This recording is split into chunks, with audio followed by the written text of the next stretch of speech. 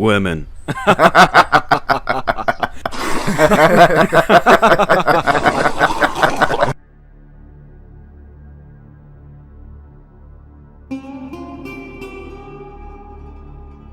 Olá, senhoras e senhores, bom dia, boa tarde, boa noite, dependendo de quando vocês verem este vídeo. Nessa rápida reflexão, vou estar conversando com vocês de uma maneira mais informal e direta sobre um assunto que já há algum tempo muitas pessoas vieram no privado do Discord pedir a opinião. Esse assunto ainda vai ganhar um espaço no canal para discutirmos de maneira aprofundada, mas julguei que seria interessante passar algo a nível opinativo, pois para o bem ou para o mal, o tipo de posição que tenho sobre esse tema não parece ser muito presente nos mais variados degradês de pontos de vistas e talvez ajude vocês ao menos tirarem uma perspectiva diferente. Caso você more debaixo de uma pedra, nessa última década, a narrativa pós-modernista que ampara a ideia de que gênero é uma construção puramente social e estaria completamente ou em grande parte desconexa com o sexo biológico, vem ganhando cada vez mais espaço na nossa sociedade, que perdeu a capacidade de identificar aquilo que é bom ou ruim, certo e errado, ou sensato e absurdo.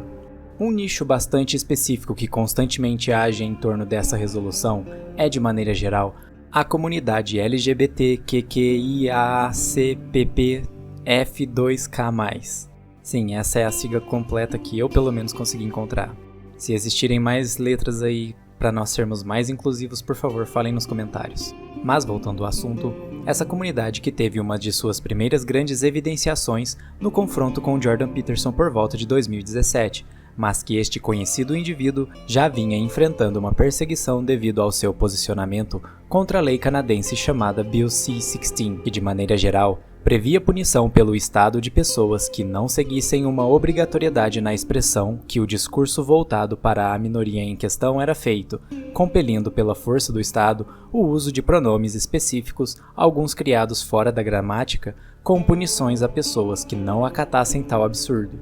Toda a dinâmica cultural envolvida em tal situação será discutida em breve no canal, mas de maneira resumida, a imposição de uma linguagem pelo Estado não passa de uma velha estratégia usada pelos predadores na tentativa de prosperarem a agenda que seleciona entes maleáveis, os separando daqueles que são resistentes, seja por motivos justificados, bons ou ruins, mas que não irão se submeter a uma ordem de discurso artificial, independentemente qual o direcionamento ou enfoque. As mais variadas arrumações estatais, ao longo da história, praticam essa estratégia em diferentes arquiteturas com a finalidade de prevenir que a ovelha inocente perceba o manuseamento das inúmeras narrativas pré-estabelecidas que os dissidentes específicos de cada ramo estão sujeitos, diminuindo as chances de um indivíduo perseguido por não querer acatar a ordem de um discurso voltado à comunidade LGBT, por exemplo, de identificar que outra ovelha inocente de seu conhecimento foi multada por declarações baseadas em leis de fake news, muitas categorizadas durante a pandemia como discurso negacionista.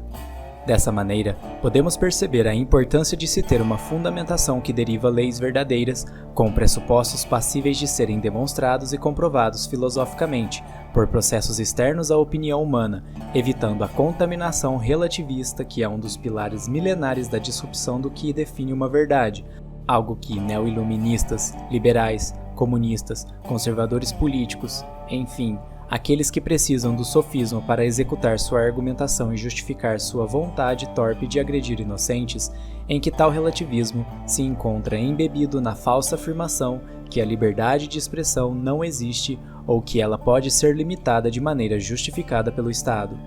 Notem, se decompormos toda a estrutura da pseudo-argumentação que militantes de cérebro derretido do passarinho radioativo azul amam, iremos constatar que a fundamentação para ambas as leis comentadas brevemente anteriormente rebuscam uma autoridade na mesma colocação falaciosa, que expressões ou frases delimitadas não pelo jusnaturalismo ou jusracionalismo,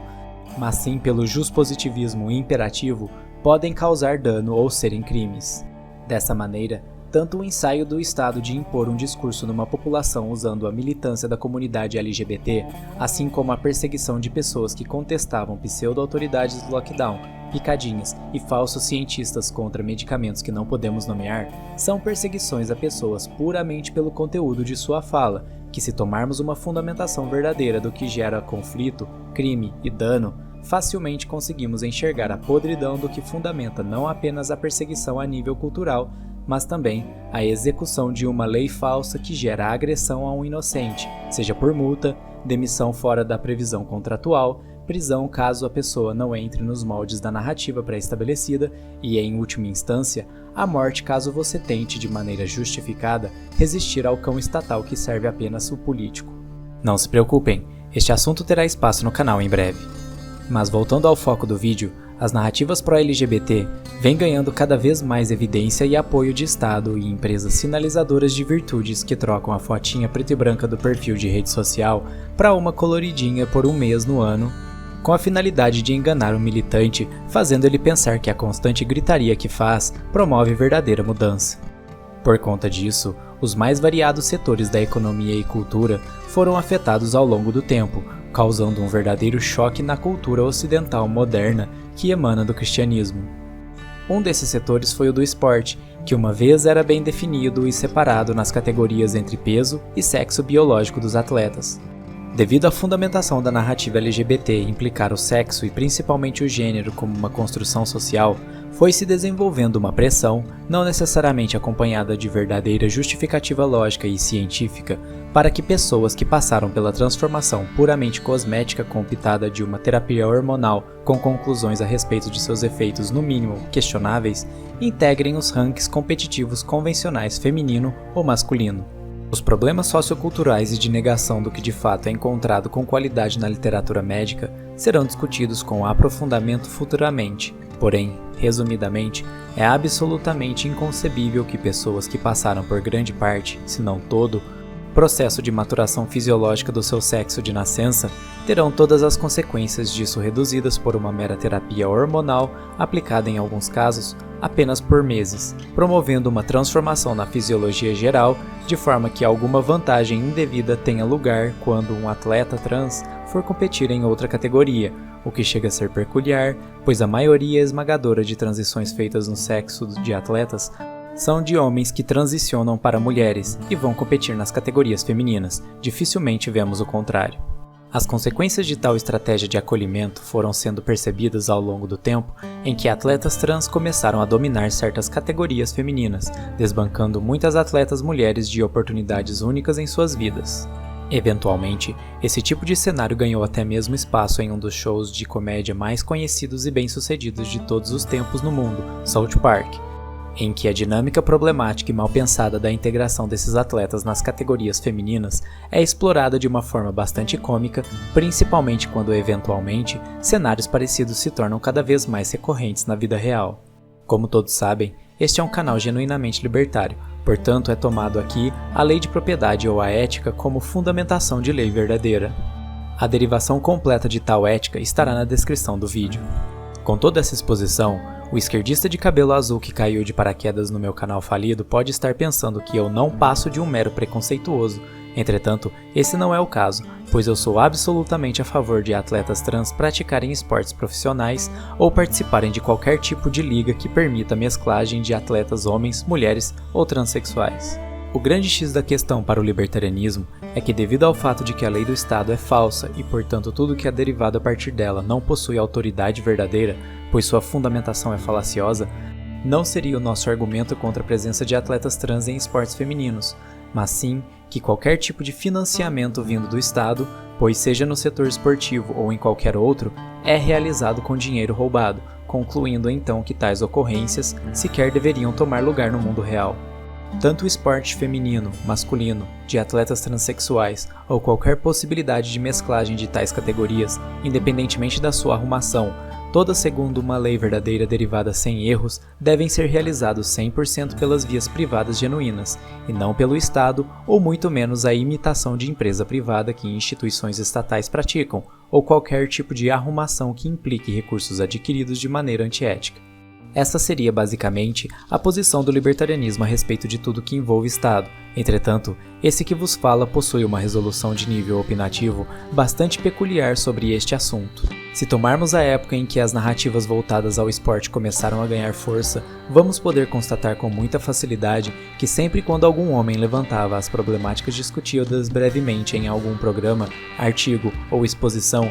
estes eram rapidamente direcionados ao gulag instantâneo da opinião, que possui a capacidade de destruir a vida de uma pessoa, eventualmente gerando o medo de pessoas de sequer poderem discutir esse tipo de coisa abertamente, onde grande parte da classe canceladora das pessoas que avisavam sobre tais situações eram as próprias mulheres, que sempre foram mais abarcadas nas narrativas pós-modernistas, principalmente impulsionadas pelo falso ideal de inclusão e igualdade do feminismo, seja o hardcore ou o dito moderado. Devido a essa dinâmica, eu sendo uma pessoa subscrita na religião do que você colhe o que planta ou arque com as consequências das suas escolhas, fico sempre muito contente quando sai uma notícia que um atleta trans ganhou o primeiro lugar em alguma competição feminina.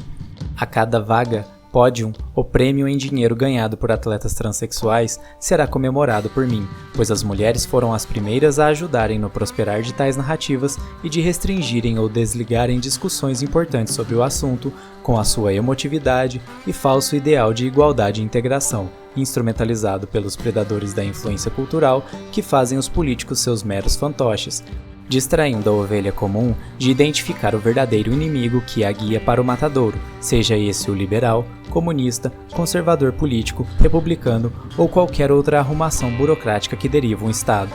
Um dos pilares mais proeminentes na estratégia de disrupção da boa cultura é a isenção da responsabilização, principalmente da mulher moderna, que leva a uma vida caótica e com implicações futuras bastante sombrias, principalmente para elas. Obviamente, estou falando da responsabilização justificada pela lei de propriedade e daquela de cunho cultural que promove a perda de credibilidade de um indivíduo que, apesar de não ser crime, deve ser desmerecida pela sociedade.